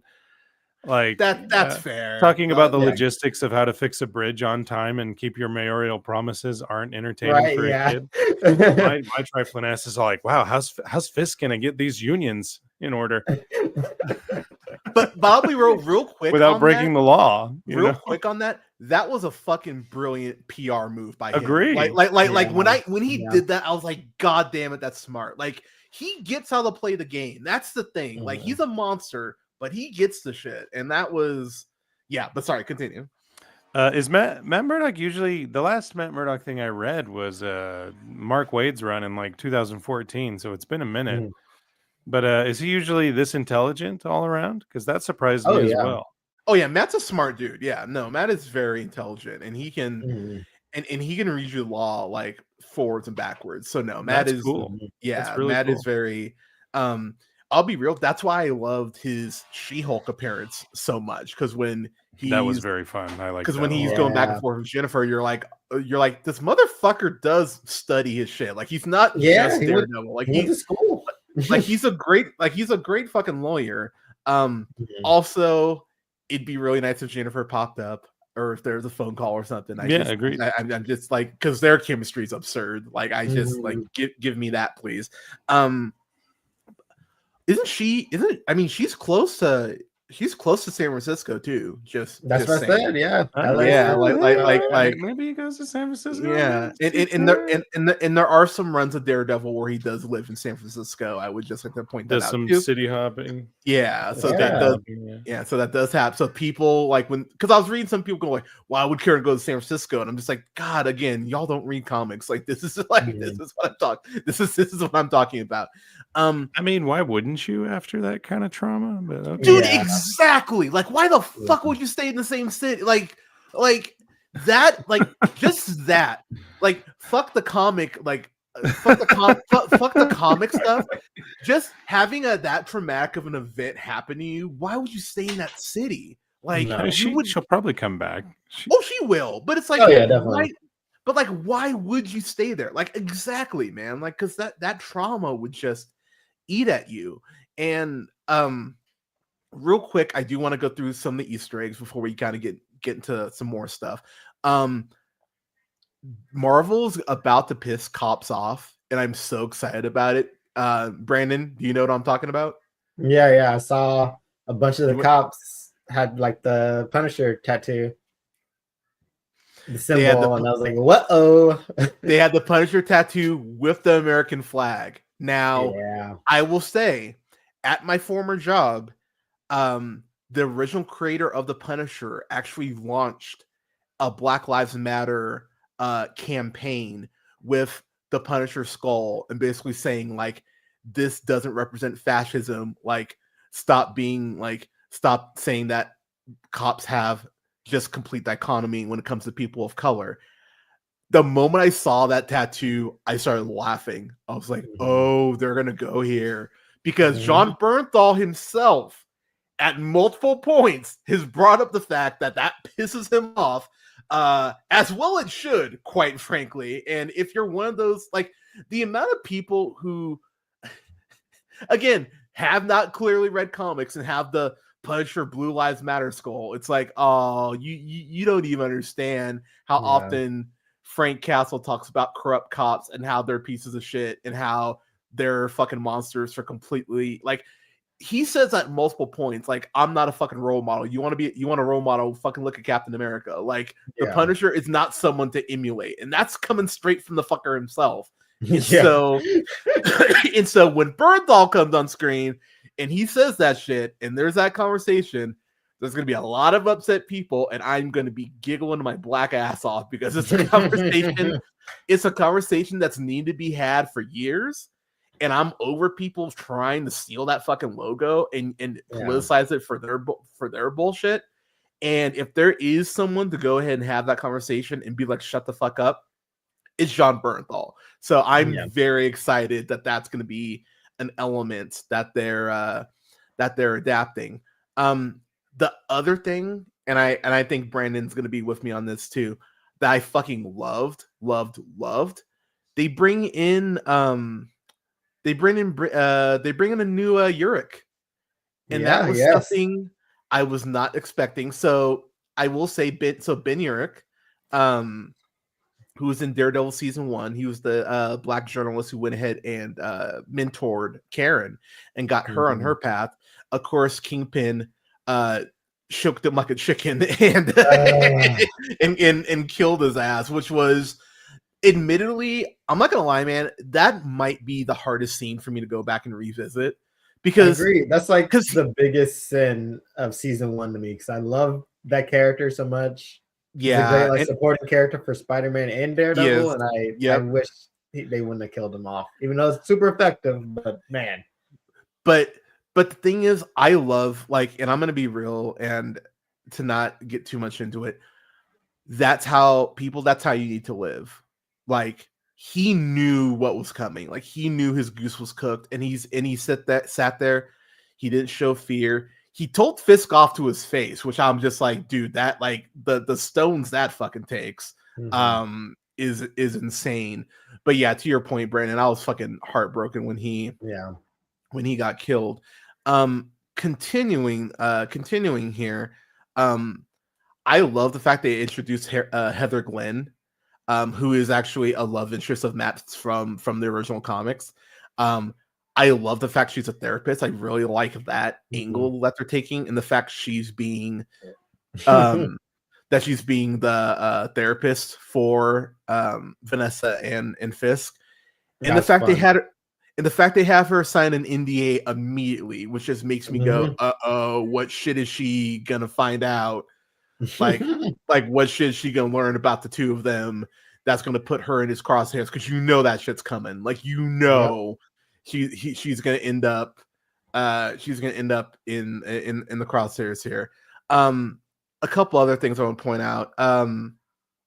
I love that the shot in the face by Echo that explains the absence from Vanessa, which gives him a reason to probably go after Echo, even though she's not in New York. Like that story is clearly not done.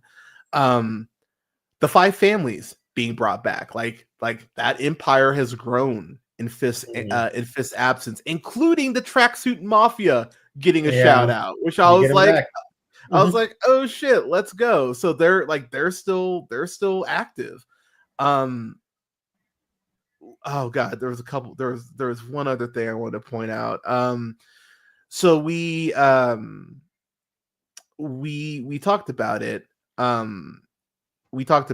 But the violence in here, it's so tragic at the end of season 2, because Matt is doing his job, and again, you kind of said it's a season 1 plot, and you're 1,000% right, because there is this witness that the cops realize, oh shit, you're the one that could go ahead and actually say that this cop was dirty. So they go to his apartment. They're just like, we're gonna just kill him like it's nothing. Which, again, y'all, like, way more timely than it has any right to be.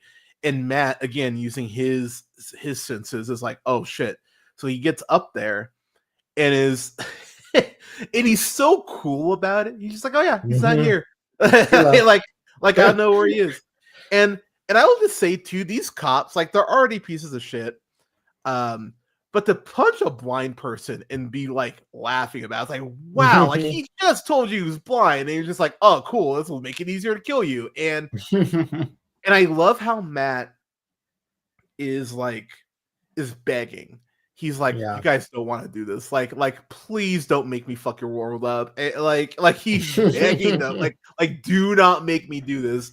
And the moment he pulls the gun, it's over. And he breaks the guy's foot. Like, when I saw the bone come out, I was like, God damn! Like, I was like, oh shit. That was absurd. Like, I was like, yes. And again, this is the sick horror part of me. I was like, yes, get him. And the way he spikes this guy on his head, that is one of the most brutal kills I've seen in a minute. Like there is no give. There is no. So you do think he murdered the 2 cops?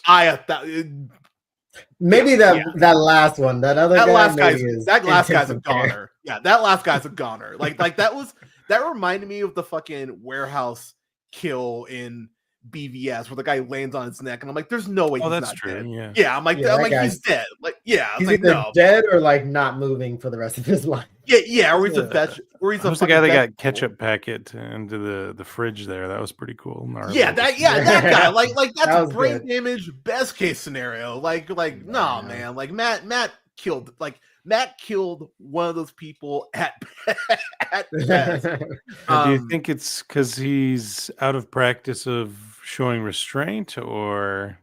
I think it's because I think he didn't want to show restraint. Yeah, I think. What should he do next? Because that's where we get our thanks for watching the premiere cutoff. Should he call like if he calls someone? I wouldn't say. I 100% believe that they'd be all like, "Oh my gosh, what happened? Did a vigilante show up, Mr. Murdock? Because surely a blind lawyer couldn't defend himself from anybody. Yeah, because that's just the world he lives in, the world we all live in, honestly. Yeah. But and even if the cop or does he just leave and be like, well, good luck to whoever finds you, boys? I'll be real. I leave. I just straight up leave. Like, I'll be like, because I think you'll know, like, you know, like if you've ever done like a concert or like a play or something like that, that kind of gets you that amped. you kind of have that come down period where you have to like decompress and like let the adrenaline like run off, like, you know, kind of like siphon itself off. Dude, I'm going to a 24-hour diner after that. I'm getting like steak and eggs, and I'm just like and I'm trying to decompress because, you know, he hasn't had to be that violent in like since Foggy died. So Right. you know that, so you know that's a special like Well, at least a tier. year. Yeah. So you know that's a special itch that, and it calls back to what Fisk said in the diner, where he's like, you know, it's hard for us to deny our violent nature. And there are multiple points in episode 1 and 2 that I love where Matt kind of has this like twitch, and you just see his hand like slightly move, or you just see the way he like almost like has to take a deep breath and like keep himself from, like, when he's on the stand given the whole reason why Bullseye should be behind bars, and there's this pause that he gives, and you can feel him in real time basically stop just short of saying fuck this guy. like he has to recompose, and you're just like, wow, he's holding it together by like bits of string at this point, his psyche. And so when he snaps like that and lets off that insane yell, like that yell was like primal. I was like, oh shit, like this is like y'all have like what y'all have done is not a good thing. I think it's such a fascinating conversation, and I think it's going to be very interesting to see how Matt moves forward. I mean, obviously he's putting on the suit back on, which, you know, yay, but I give them props to the fact that this is an 8-episode season, and there's only is it 9? I think it's 9. Yeah. Oh, perfect. IMDb's been wrong before, but yeah, right now they're saying 9, I believe. They're saying 9. Okay, well hot damn, that's even better. But one Daredevil moment in 2 episodes, like that's pretty impressive. That restraint, because I'll admit I kind of expected them to be like, all right, in episode 1, episode 2, Daredevil, let's go, and it's like, no, they actually like, they're like, no, we're gonna kind of build back. Yeah, but honestly, that's a good thing. So like, I'm not even mad at that. He looks good in the suit. He like Charlie. Is this a new suit that we've seen so far? So it kind of looks a little good. new, but you know, remember at the during She-Hulk, they said that he had some new suits made, which would make sense as far as why he's got multiples, because you saw in the trailer there's at least 3 that he has, including the one from She-Hulk, which is the yellow version. The ketchup and mustard is very cool. Which I want to see I want to see the mustard suit again. I won't lie, I want to see that. But going through just a few Easter eggs here real quick before we get to our final thoughts and kind of wrap this up.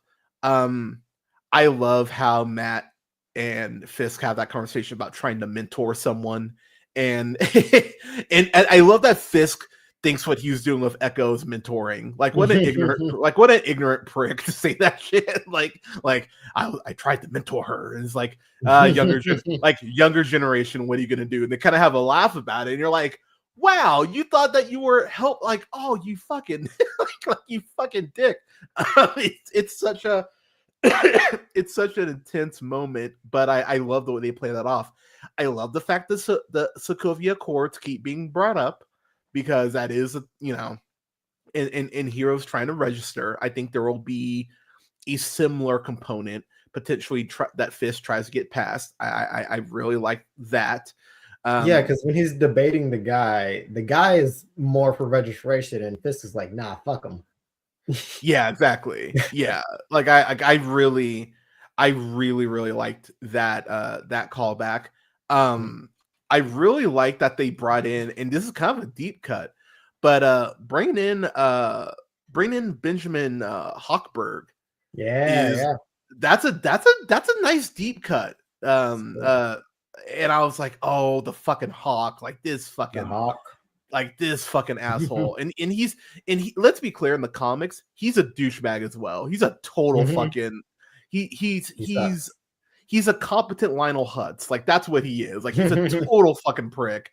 And so when I saw him, I was like, oh god damn it, of course you're here. And so I'm excited to see how him and Matt joust in the courtroom and how they go ahead and develop his character.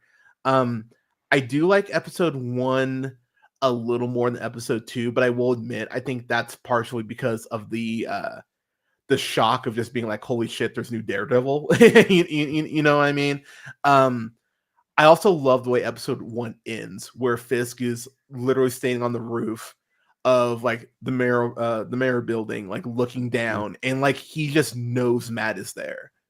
And you see Matt looking up, like knowing Fisk is there, and you get that shot of like the red light, and it cuts his face directly in half. And I was just like, oh fuck to the yes. I was like, yep, this is like, we're doing this again. Getting to my final thoughts, and I'll throw it to both of y'all to, you know, give your final thoughts and wrap up, and feel free to take your time. But this reminds me so much of Justified season 2, where it felt like the showrunners were like, okay, season 1 was really good, even great at points. Now we've got our mojo. Now we know where we're trying to go. And it feels like the reshoots and all that really gave them focus of being like, okay, now we know where we want to take him out on this journey. It's just a matter of, you know, how we decide to go ahead and tell the story.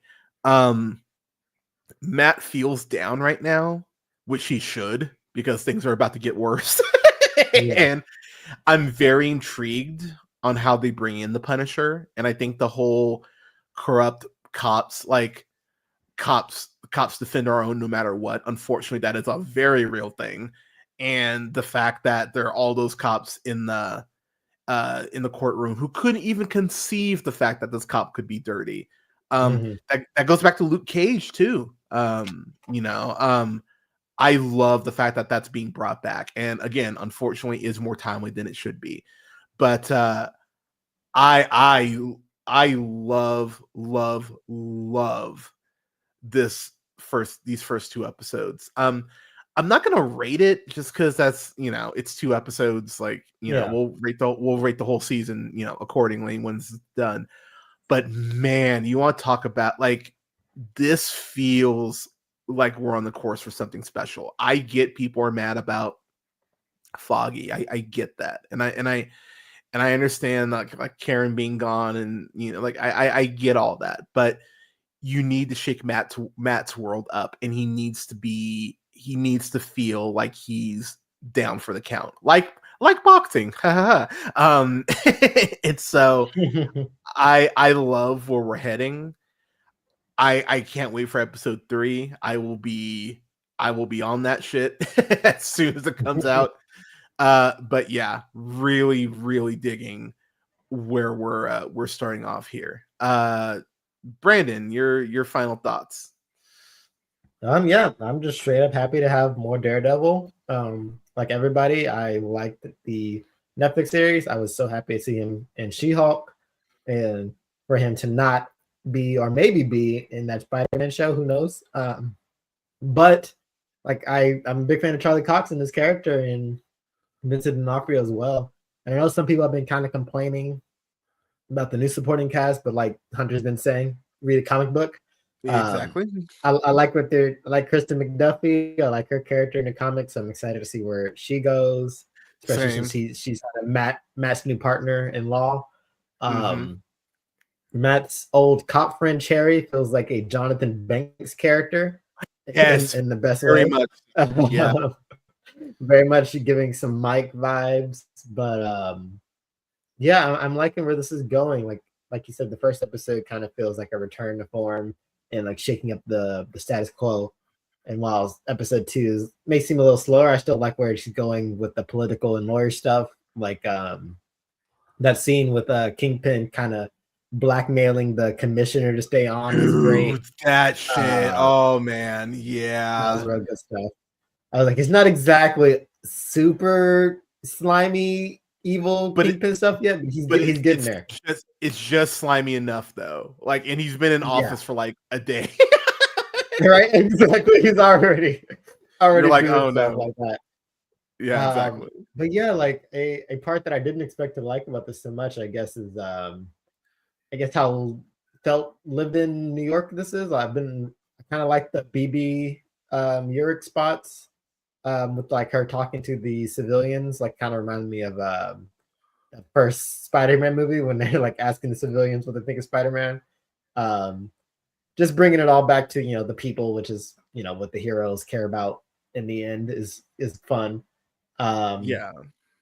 But yeah, I'm enjoying this. I'm excited to see where it goes. Excited to see Matt's journey, like back to getting into the Daredevil suit, because he's gonna struggle. That's what Matt does. He struggles. But big fan of the White Tiger stuff so far. Like that Yeah, I'm plotline, liking that. especially in episode 2, kind of felt like a very comic booky, very She-Hulky almost, where he's like, when he finds out that he's White Tiger, he's like, it shouldn't matter. Like, if my client is a vigilante, he wasn't in the vigilante clothes when the incident happened, so it doesn't matter. And he's like, right. I really like that stuff. 1,000% correct. Yeah. So I'm excited to see where it goes. I like that the second episode did have like the in memoriam, or like in tribute to the actor who plays Hector, because he did pass away of cancer. Which that was so tragic to see. Like, R.I.P. man. Yeah.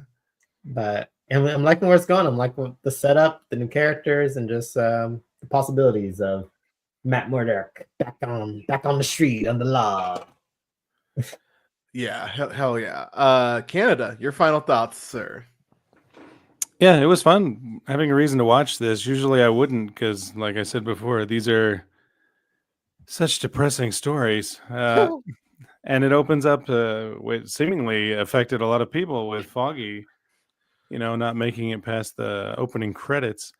And it's very sad to see. It's been really depressing, the 2 episodes, to see 2 men, Wilson Fisk and Matt Murdock, crumbled into pieces.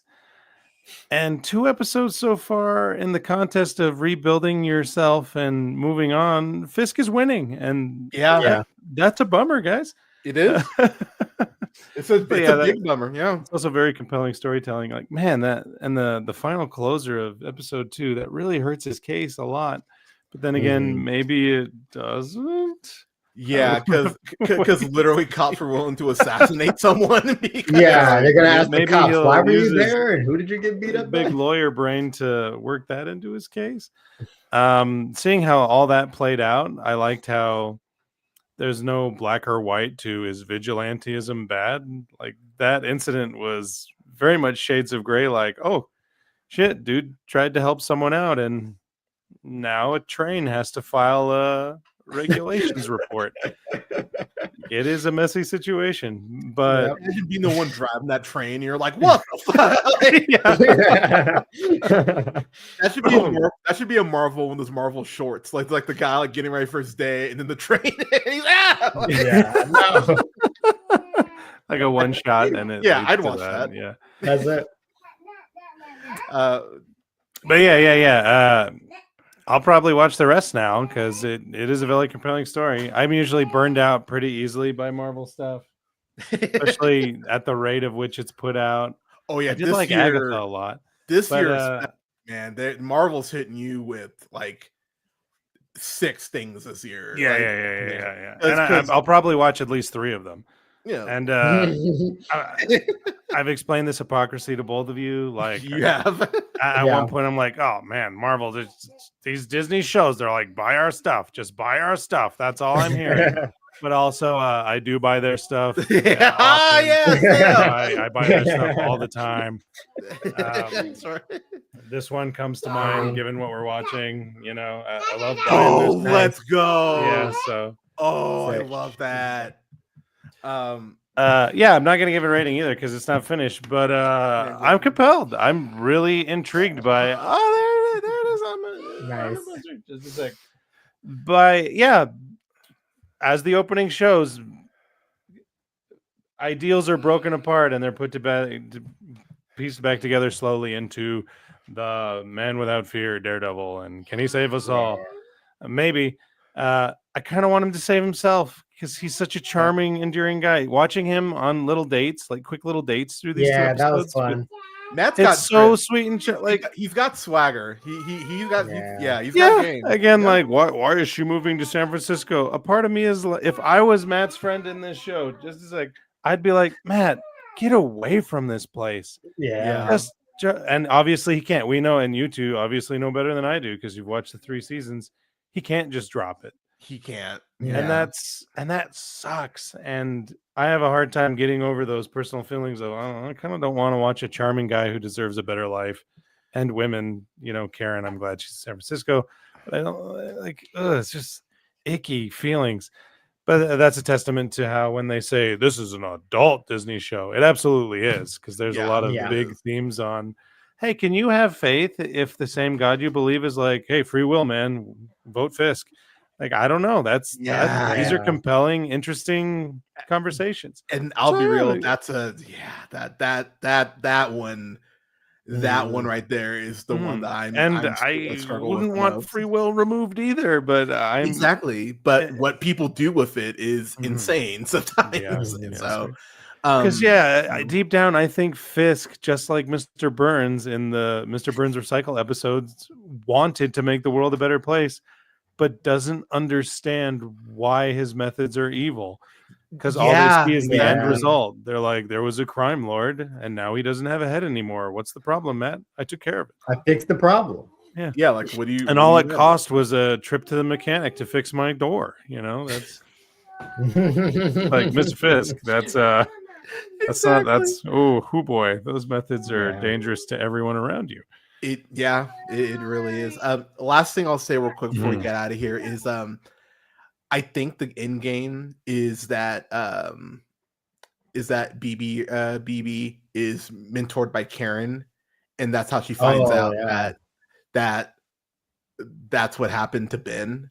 Yeah, I think that's the end game here personally, but y'all. Daredevil, born again. I'm excited. We will have. I won't be reviewing this episodically, just because. Maybe I will. I can't even say that. Maybe I'm a liar. Maybe we will, but we'll definitely have a review for. Yeah, exactly. But we'll have a review for it when the season is up. So if it's 9 episodes, that puts us June-ish, late May. Late April, May, late April, maybe early May. Yeah. So, which would because the way they line up these shows, probably be wrapping up or like the last few episodes by the time Andor season 2 is starting. True, and then we get Ironheart in the summer, late June. Yeah. So that would track. So, since he had to hop out, I will tell y'all, check out Bradley's reviews on oneofus.net. You can check him out on Letterboxd at Bradley of Martin. Is it Bradley O. Martin or Bradley O. Martin? I think it's Bradley O. Martin. Yeah, Bradley O. Martin. And then you can check him out on IG as well at the same spot. As far as the podcast, I'm going to be on break unquote. Not really sure how long my break's going to be. It might be a week, might be a couple. Haven't really decided. But I probably won't be streaming. What I will be doing though, in a couple weeks or whenever I do come back, is I will be doing Tomb Raider. So I'm going to start off with Wolfenstein Wednesdays. That's going to be what I start off with. Really excited to get into Wolfenstein. I've never played it. I've never played any of the Wolfenstein games, so I'm excited to go on that with journey. Our current political climate, you're gonna have a really good time killing Nazis. That sounds great. So I'm gonna definitely be playing that, and then Tomb Raider Thursdays. I am gonna start those. I don't know when I'll start those. I don't know if I want to play both games at the same time, but since I've beaten Tomb Raider, I think I could justify it. So I might actually switch back and forth between the two.